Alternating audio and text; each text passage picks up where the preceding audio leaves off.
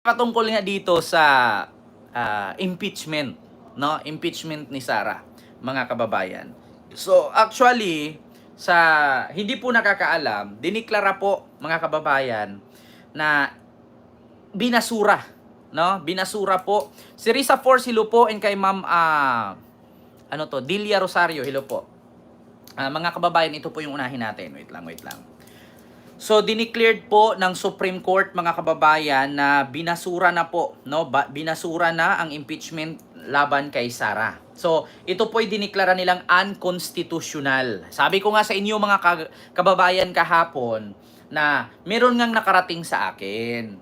May nakarating sa akin na yung impeachment ni Sara ay hindi po yan naaabot ng August 4. Kung naalala ninyo, mga kababayan, binasahan ko po kayo ng isang warning na kasi itong taga Korte Suprema, kadalasan po kasi mga nandyan is mga kapraternity ni Digong po yan. Mga kababayan, puro-puro po yan mga kapraternity ni Digong. Kaya nga sabi ko sa inyo kahapon, may nakadarating sa akin na sulat na kung saan, which is pinost din po yan ni Munting Tinig, mga kababayan. Kung naalala ninyo Munting Tinig. Hindi pa yan in-announce ng Supreme Court kahapon, mga kababayan, ay pinus na namin yan. Sinabi ko na din yan kahapon. Oo. Na i-declared nga nila yan ng unconstitutional. Kasi nga, ito po yan, mga kababayan. No? Ito po yung sinasabi ni Munting Tinig. Pinus yan ni Munting Tinig at saka nakabasa din po ako niyan kagabi. Sabi ko, there is very credible information that the Supreme Court will declare anytime soon that the impeachment case against Sara Duterte is unconstitutional. Sinabi ko nga yan kahapon, di ba? Mga kababayan. So actually, one day ago po itong post ni Munting Tinig. Actually, kagabi ko lang din po yan binasa, nakarating sa amin, na there is very credible information that the Supreme Court will declare anytime soon, no, na hindi naaabot ng August 4, kaya dinili-dili ni Kilay at ni Praise the Lord Villanueva na ang impeachment case ni Sara ay i-declared ng Supreme Court ng unconstitutional. So, sparing this move are the 12 Duterte appointed Supreme Court Justice, but the punente is Pinoy appointed Justice Marvic Leonen purportedly to gain some credibility from the Dilawans. So declaring the impeachment as unconstitutional will preempt the start of the trial, which is scheduled right after SONA. So actually, ang SONA is na-cancel kasi may bagyo nga. It is also the reason why Chis Escudero and Joel Villanueva are pushing to delay the start of the trial to August 4 to give extra time for the Supreme Court to come up with its decision. We cannot let this happen. We need to sound the alarm now. So, ayun na nga, mga kababayan. Totoo nga.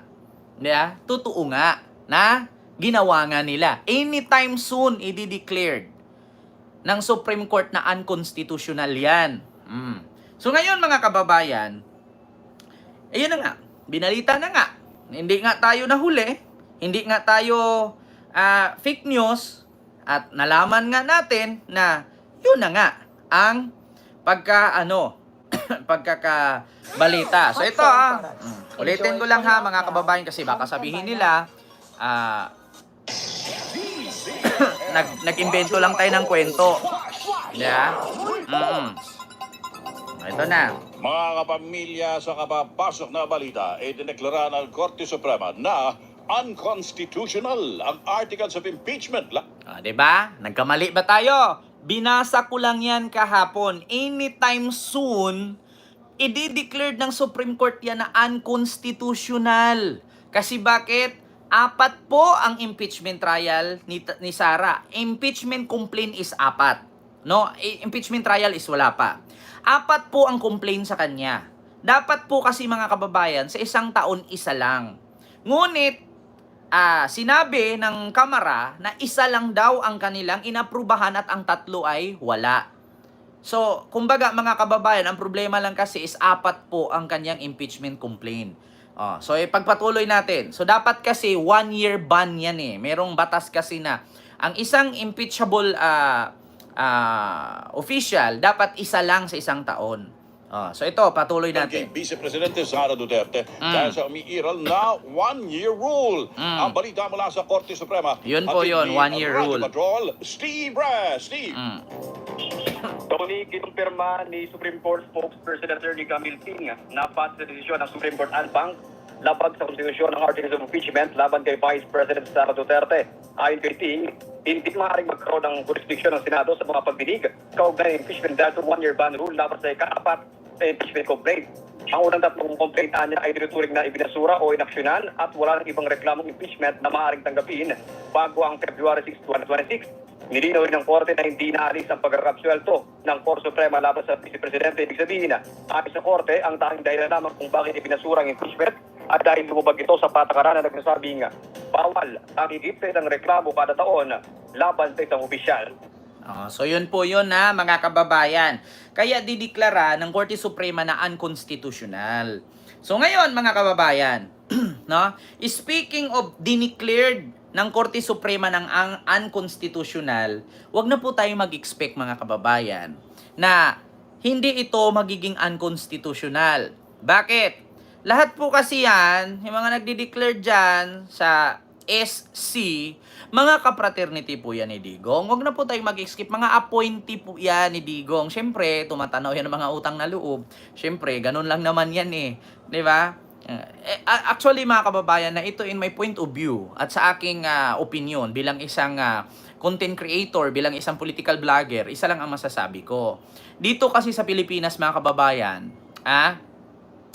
ito po talaga ang totoo, na kapag mahirap ka, wala kang kapit, tapos may sakit ka, mamamatay ka. Yeah? Kapag mahirap ka, wala kang kaya, kapag nakagawa ka ng mali, makukulong ka at makakuha ka ng reklusyon perpetua. Pero kapag mayaman ka, marami kang koneksyon, isa kang bilyonaryo, yeah? Isa kang politician, absuelto ka. Yeah? Walang batas-batas sa kanila. Pero sa atin, na tayo mga mahihirap, anytime, soon, magnakaw ka lang ng mangga, makukulong ka. Yeah? Kaya sabi ko nga sa inyo mga kababayan, only in the Philippines. Ngayon mga kababayan, nasa sa atin po, mga Pilipino na mga butante, ang magpapabago sa Pilipinas. Ang pagpapabago sa ating bansa at pagpapadisiplina sa ating mga politician o mga politiko, nasa atin isa't isa. Hindi po sa mga politician. Tandaan nyo mga kababayan, ang batas, ang pag-uunlad at pagbabago sa ating bansa ay nasa atin bawat isa nakasalalay. Hindi po sa mga politician or yung may mga kapangyarihan sa gobyerno. Totoo yan, mga kababayan. Bakit?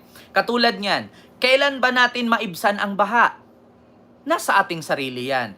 Ang bawat maliit na bagay, ang bawat maliit na plastic, kung itapon mo yan sa tamang tapunan, hindi yan magbabara sa kanal. So maiwasan natin ang baha. Kasi nasa atin ang disiplina para sa pagpapaganda at pagpapaunlad sa ating bansa. Wala po yan sa politician. Kasi yung mga politiko, mga kababayan, 1-2 tao na mga bilyonaryo lang ang may hawak dyan. Kapag mga bilyonaryo may hawak dyan, pera ang pagalawin. Kapag natintal ka sa pera, ang temptation kasi nandyan eh. Yeah?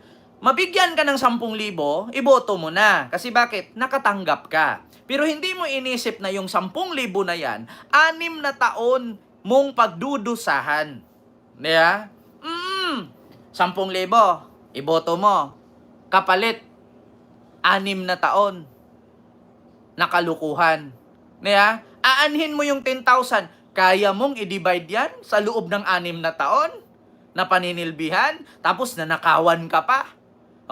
Nasa atin yan mga kababayan. Kaya ako po, hinihikayat ko po kayo sa sunod na eleksyon. Ayusin nyo po, iboto nyo po yung mga tao na naramdaman kayong nasa laylayan. Huwag nyo pong iboto yung kapag nangangampanya naka-armor car. Huwag nyo pong iboto kapag nangangampanya naka-helicopter. Bakit?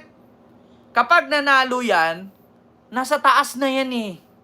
Di ba? Kaya nga, sabi ko sa inyo mga kababayan, Ma'am Kim, ayun, maraming salamat sa yung 2,000 won super chat. BBM, why you don't kick all those AC justice? Actually, Ma'am Kim, hindi po kasi yan basta-basta mapalitan po ni PBBM yung nasa Korte Suprema. Kasi nga, may kasabihan nga tayo na kapag mga regular na yung mga yan, bawal na po natin silang tanggalin. Nasa kung mag-resign na sila. Nasa sa kanila kung mag-resign sila. Kaya sabi ko sa inyo mga kababayan, nasa atin po ang disiplina. Nasa atin ang kinabukasan ng mga politiko na yan. Wala sa kanila. Bakit? Kapag hindi mo iboto yan, walang kapangyarihan yan. Pero kapag panatili mong iboto yan at magpapadala ka sa 3 kilong bigas, 5 pirasong sardinas, good luck sa future ng apo mo, anak mo, at sa sunod na henerasyon natin.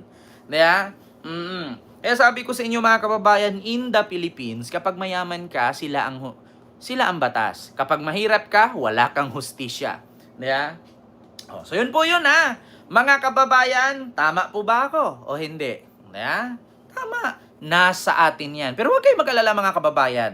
Hindi porket po dineclared or binasurat na nalo si Sara sa kanyang impeachment, complaint laban sa kanya, ay binasura ito at dineclared na unconstitutional ng Supreme Court.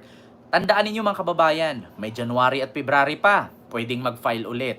Pangalawa, kung hindi man kaya na impeach siya, may ICC pa. Tandaan nyo yan mga kababayan. Kaya nga sabi ko sa inyo mga kababayan, dapat tayong mga Pilipino, wag nating hayaan na may mga lamok makapasok sa ating bansa. Kasi yung mga lamok na yan yung nagdadala ng mga dengue, nagdadala ng sakit. Kaya sabi ko sa inyo mga kababayan, kapag nahawaan ka ng virus ng ni hao, sipaw, sipu, si Jinping, gurgur, good luck na lang sa'yo. Kaya sabi ko sa inyo mga kababayan, grabe Supreme Court, hayaan mo lang magnakaw ng magnakaw. So sad. Wala tayong magawa. This is Philippines. Kung ang China nga, sinabi natin, ang mga kagamitan nila peke, sa Pilipinas naman, ang mga namumuno, mga peke rin. Pang sariling interes, hindi para sa tao. Kaya, ito ang sunod mga kababayan. Huwag po tayong basta-basta na lalong-lalo na mga